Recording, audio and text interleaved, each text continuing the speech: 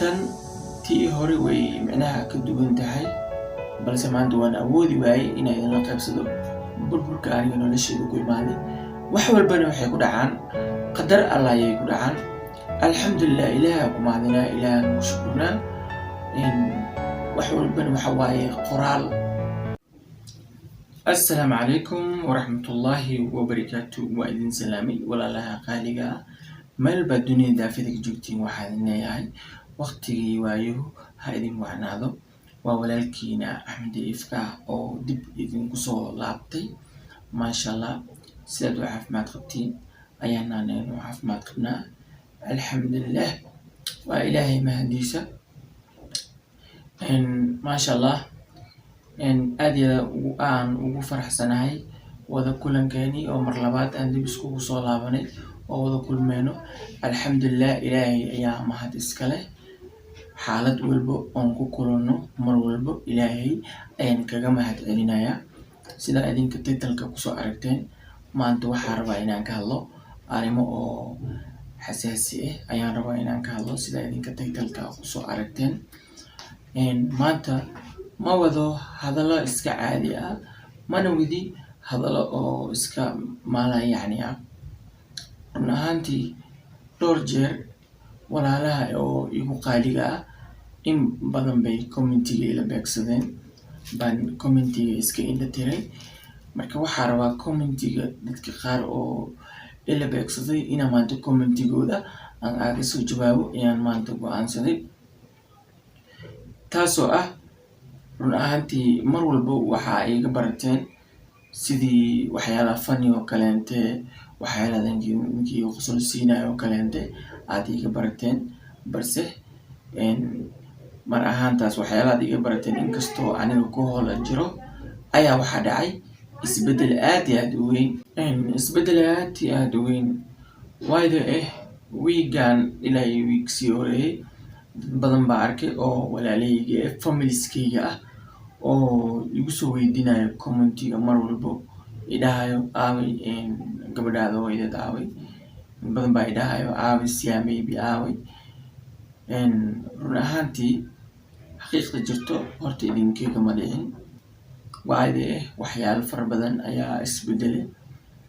run ahaantii mar walbana aad iyo aad waxaan u jeclaa inaan idinla beegsado farxadda ku faraxsanahay iyo farxadeena iyo wax walba inaa oo mar walba aan idinla qaybsado ayaan aad iyo aad u jeclahay, iyo wax walba oo aniga nafsiyan ila soo kordho. balse tan tii hore way micnaha ka duwan tahay, balse waayo faniskayga tihiin, waxaad tihiin marna familkayga tihiin. faniskayga waa familkayga, mar walbana waxaan jeclahay familkayga inaan la qaybsado waxyaalaha ayaga farxad u gelinayo. ma jecli maanta waxyaalo oo ayaga stress ku furayo misena murug gelinayo. ma jecli inaan mar walba aan la qaybsado, mana aanan jeclaanin, mana la iga barin inaa oo waxyaalo oo idinkeeda murjinayo inaa idinla qaybsado.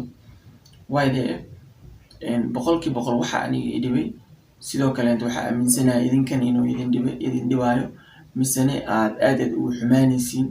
saasaa aan aamina, aan ku fikiri inaan wax walba aan idin sheegin. horta run ahaantii boqolkiiba boqol noloshayda wax fara badan iska bedelay. hore wax walba iyo talaabo walba aan qaado waa idin soo socodsiin jiray, balse maanta waxay dhacday inaan wax walba aan idin soo socodsiin. taas maxaa koosgareeyay waayo waxaan noqday qof oo mar walba oo la deris ah problem.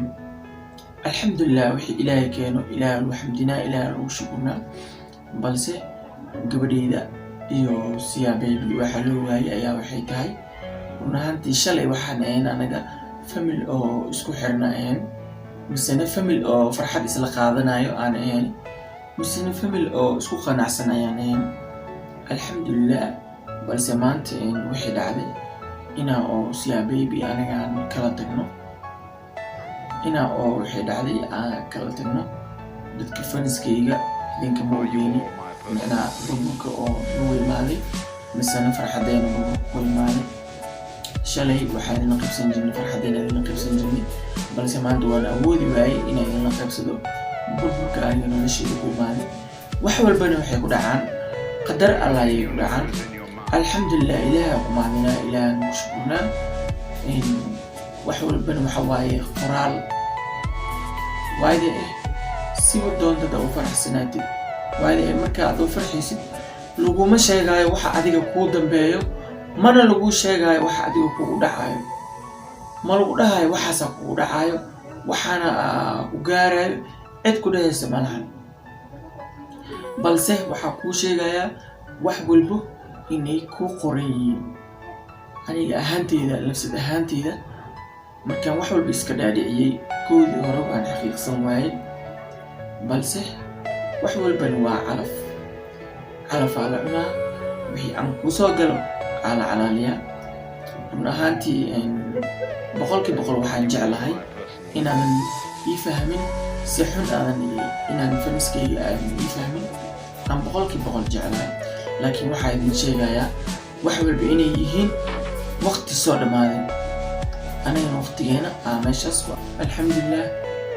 wax walba waxay ahaayeen qoraal qornaay ayay ahaayeen. qoraalkan sidiisa waxa adiga aad ka bedeli kartid maanta ma jirto. wixii ilaahay kuu soo qoro unbaa adiga kugu dhacayo.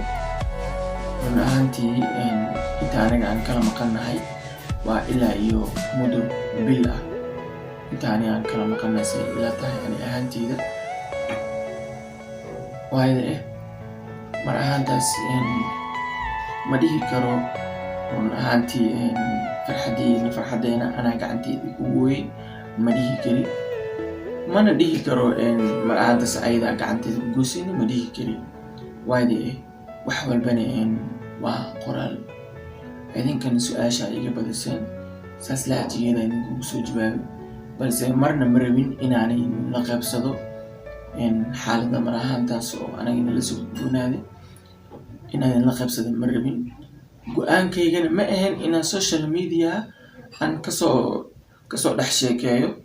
waxaan isku furnay iyo waxaan u kala tagnay qorshahaas oo idil. waayda wax walbaba way dhammaadaan, saacad walbaba meesheeda ku eg tahay. anagana waqtigaa isla noolaan lahayn ama waqtigaa farxad isla qaadan lahayn meesha ayay noogu ekeed. run ahaantii aad iyo aad ayaan ugu xumahay. waayda shalay waxaa idin hor imaanayay anigoo family buuxa ah iyo anagoo faraxsan ayaan idin hor imaanayni. balse shalay wejiga aan shalay idinkula hor imaanayay iyo wejigan maanta waxay kala yihiin different, aad iyo aad weyn ayay kala yihiin. idinka naftarkiina waayda waa qiyaasi kartiin xaaladda oo mar ahaantaas oo aan ku sugannahay. wax walbana waxay ku dhaceen qadarta Allah ayay ku dhaceen. waayda lama xisaabtami karo qadarta Allah, lamana tartami kari. wixii ilaahay ii qoray unbaa ku qanacsanahay. aan alxamdulilah leeyahay. macnaheeda ma ahan haddii oo la isfuro xitaa inuu qof xun yahay. horta reer burburay ama family burburay wax lagu faano ma ahan, wax laga sheekaystana ma ahan, ama wax lagu sheekaystana mar ahaantaas ma ahan. ilaa iyo hadda dad fara badan ayaa jira oo faniskayga iyo familkayga ah oo ilaa iyo haddaba aanan ogeynin ina anigii iyo siyaa aan kala tagnay ayaa jiro.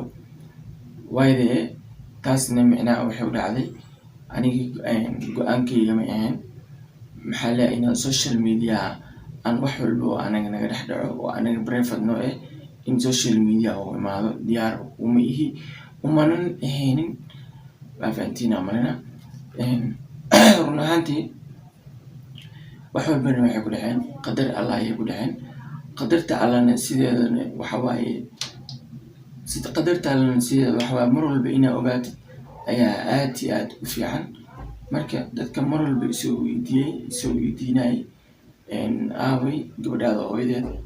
marka sidaas ayay wax u dhaceen, sidaas ayayna wax u jiraan. marka shalay sidoo kaleente keligeedin soo hor istaagi jiray intaan oo mustaqbal aan gursanin. markaa mustaqbal yeeshatan sidoo kaleente familkayga iyo sidoo kaleente gabadheeda waqtigeena quruxda badan waa idin qaadan jirnay. balse maanta hadduu Ilaahay yiraahdo waxaan jeclahay sidaan hore YouTube-ka ugu soo muuqan jiray inaan ugu soo muuqdo mar ahaantaas anigoo keligeyga ama anigoo barnaamij kale inta idin wado hadduu eebe inoo qadaro. Marka waxaan leeyahay dad fara badan ayaa jiro maanta social media isku haysto ama social media isku jijiido waa fahantaa malena waxaasna horta sharafna ma ahan mana ahan wax oo bulshada dhexdeeda ay ku fiican tahayna ma ahan. Wixii Ilaahay qoray qof bedeli kara maanta ma jirto, laakiin haddii hadal labad wado xumaana sii weynaanayso xumaanana sii badanayso. Balse that's why saas darteed anigan ugu hor imaaday inaa oo mar hore arrintan aan idin soo gudbiyo. Marka wax walbana sidaas u dhaceen, marka saas ogaanaysiin. Marka asxaabta qaaliga ah waxaan leeyahay waqtiga iyo waayuhu ha idin wacnaado. Qof walba oo mar ahaantaas rajo leh ama qof walba oo dunida rajo ku lahaa ama qof walba oo maanta rajeynayay inuu mustaqbal dhisto misna qof walba oo mustaqbalkiisa u dhisan yahay waxaan ugu duceynayaa inuu Ilaahay wada adkeeyo oo xasidka iyo cadowga inuu Ilaahay ka qabto. waayo anaga waxaan soo dhaxgalay waa xasid iyo cadow.